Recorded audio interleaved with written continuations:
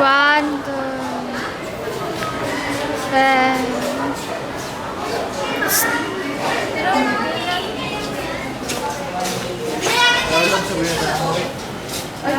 Taray. Sabay kayo, Jay? Uy, ikaw Eunice. Sige mo, ano ka na, girl. Kaya sikasuin pa ako eh. Gusto mo hintayin ka na lang namin. Hindi na. Saka antayin naman ako ni Jeremy. Di ba, Jeremy? Oo, sabay ka. Sige, hi. Okay na.